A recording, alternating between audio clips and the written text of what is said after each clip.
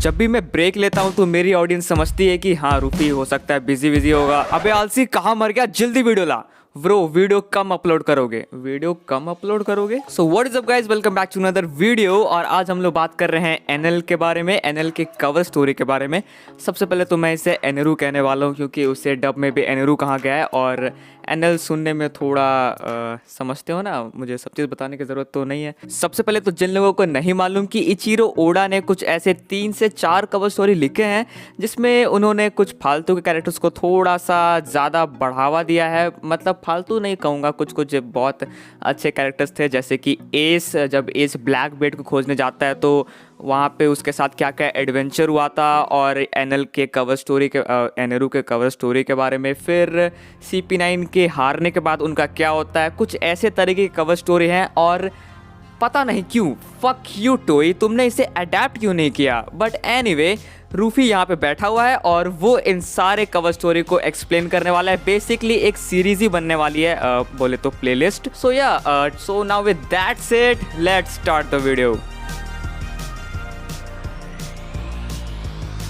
स्काइपी arc में एनेरू Luffy से पिटने के बाद अपना सिप को लेकर मून की तरफ जा रहा होता है। अब आगे तो इस चैप्टर का नाम है एनेरूज ग्रेट स्पेस एडवेंचर। तो अब एनेरू मून के सरफेस पर पहुंच चुका है और वो वहां पहुंचकर मस्त एंजॉय कर रहा होता है। बेसिकली वो मून के सरफेस के ग्रेविटी को एक्सपीरियंस कर रहा होता है। और तभी उसे घूमते फिरते एक क्रिएटर दिखता है और उसके पास जाकर उसे पता चलता है कि वह एक्चुअली में एक केव है। तो उसके अंदर जाकर उसे वहाँ पर एक मरता हुआ क्रिएचर दिखता है। तो यहाँ पे एनेरू कुछ बहुत अजीब चीज़ करता है, वह उसके ऊपर अटैक कर देता है बिना किसी सोचे समझे। वह उसके ऊपर देखते ही अटैक कर देता है। I mean what.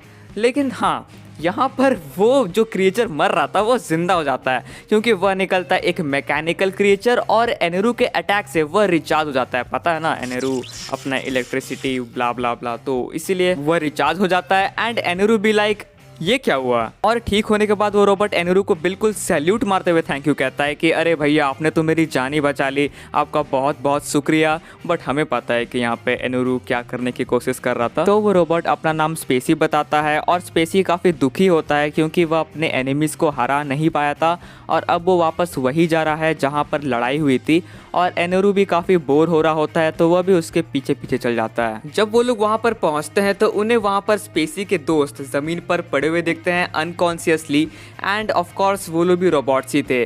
तो यहाँ पर अपना स्पेसी रोने लगता है उनको देखकर। एंड एनेरू बैठकर एंजॉय मेरा मतलब देख रहा होता है ये सब। लेकिन तभी उनके पीछे एक अननोन फिगर आता है और ये मालूम पड़ता है कि वह अननोन फिगर और कोई नहीं बल्कि वही है जिसने स्पेसी और उनके दोस्तों का यह हाल किया था। वह अपने आप को सी मार्स बताता है और वो स्पेस पायरेट्स का कैप्टन है। अब ज़रा 1 मिनट रुकते हैं और थोड़ा समझने की कोशिश करते हैं कि तो चल क्या रहा है। क्योंकि यार स्पेस पायरेट्स सेंस नहीं बना रहा है क्या, मतलब स्पेस में भी पायरेट्स रहते हैं। तो इस तरह देखा जाए तो यार वन पीस काफ़ी बड़ा हो सकता है। मतलब हो सकता है कि यार लाफ्टेल तुम्हारे स्पेस में ही हो कहीं पे। यार बहुत कुछ पॉसिबिलिटी बढ़ जाता है अगर स्पेस पायरेट्स भी होते हैं। लेकिन अगर ऐसा है कि स्पेस पायरेट सिर्फ एक ही है जो कि यही लीचड़ लोग हैं जिनको एनेरू अभी पीटने वाला है, तो हाँ उतना कुछ है नहीं। पर बात यहाँ पे दोबारा आ जाती है कि स्पेस पायरेट्स आए कहाँ से और उनको स्पेस में वो ज़िंदा कैसे हैं। सबसे पहले तो यार एनेरू वहाँ पे सांस कैसे ले रहा है, या फिर हो सकता है कि बस वही सांस ले सकता है वहाँ पर क्योंकि उसके लोग वहाँ पर रह चुके हैं। इसके बारे में भी आगे बताया जाएगा, थोड़ा सा स्पॉइलर नहीं है ये, चलो ठीक है। तो और एक मेरा डाउट है यहाँ पे कि इस कवर पैनल में या फिर कवर स्टोरी में डायलॉग्स नहीं है। ये डाउट नहीं है, बेसिकली डायलॉग्स यहाँ पे नहीं बताए गए हैं क्योंकि हो सकता है कि इचिरो ओडा को बस यही दिखाना था कि यहाँ पे चल क्या रहा है, एनेरू का आगे क्या हुआ, तो इसलिए हो सकता है उन्होंने डायलॉग्स नहीं लेके होंगे। और वैसे देखा जाए तो ये चीज़ मुझे काफ़ी ज़्यादा अच्छी ही लगी है क्योंकि हम यहाँ पे खुद से इमेजिन कर सकते हैं कि क्या हुआ होगा।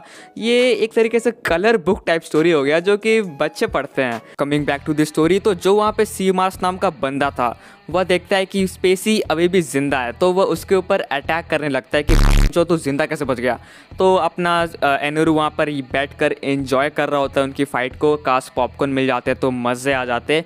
लेकिन तभी अपना स्पेस मार्स को आ जाता है गुस्सा क्योंकि एनेरू वहाँ पर बैठकर उनकी फ़ाइट को एंजॉय कर रहा होता है। तो वह एनोरू के ऊपर भी अटैक कर देता है। पर हमारे एनोरू को आता है मंत्रा और वो एक लोगिया यूज़र भी है, तो वो बिल्कुल आसानी से उसके अटैक को डॉज कर लेता है और स्पेस मार्स के ऊपर एक जोर का झटका मारता है, मतलब लात मारता है उसके मुंह पे, और वो नॉकआउट हो जाता है। लेकिन तभी एनेरू के पीछे एक काफ़ी बड़ा एक्सप्लोजन होता है, जिसके बाद एनेरू बिल्कुल रेज में आ जाता है। क्योंकि जहाँ पर एक्सप्लोजन हुआ था वो वही जगह है जहाँ पर उसने अपना शिप पार्क किया था। और जब एनेरू वहाँ पर पहुँचता है तो उसे ये मालूम पड़ता है कि यह काम बाकी के बचे कुछ स्पेस पायरेट्स का ही है। वो लोग वहाँ से भागने की तैयारी कर रहे थे, वो लोग चाह रहे थे कि अपना स्पेस क्राफ्ट को लेकर मून से भाग जाएं। लेकिन जब वो लोग वहाँ से निकलने वाले ही होते हैं तभी उनके सामने एनेरू आ जाता है और उनका बैंड बजा देता है। And in the mean time अपना जो स्पेसी था वो सोच रहा होता है कि हमारा स्पेसी यही सोच रहा था कि आखिर वो इस सड़े से मून में आया ही क्यों in the first place. And here comes the flashback time. तो इस पूरे कांड क्रिया जो भी है इसका एक ही आदमी जिम्मेदार है, जो कि है एक पागल बूढ़ा साइंटिस्ट द प्रोफेसर सुकीमी, जो कि बिलोंग करता है कोई काराकुरी आइलैंड से और वहीं पे वो रहता था। एंड इसी ने उन रोबोट्स को बनाया भी है।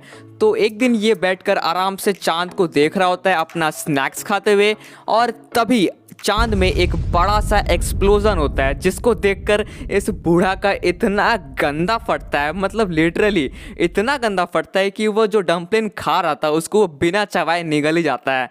और हाँ, ठीक वैसे ही जैसा कि लूफी करता है। पर यहाँ पर सीन ऐसा हुआ कि ये तो मर ही जाता है।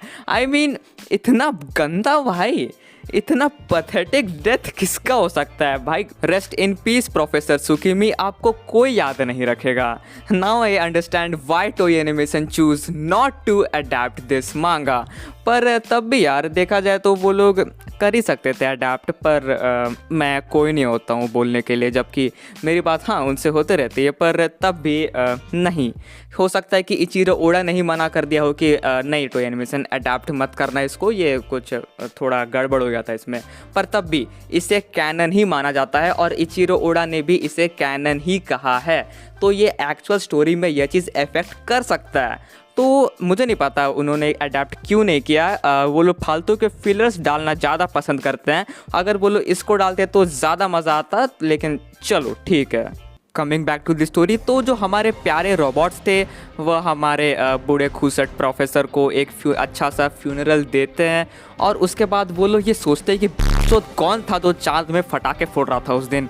और इसी वजह से वो लोग ये डिसाइड करते हैं कि चलो जाकर रिवेंज लेंगे, फाड़ देंगे उसको जो कि चांद में फटाके फोड़ रहा है।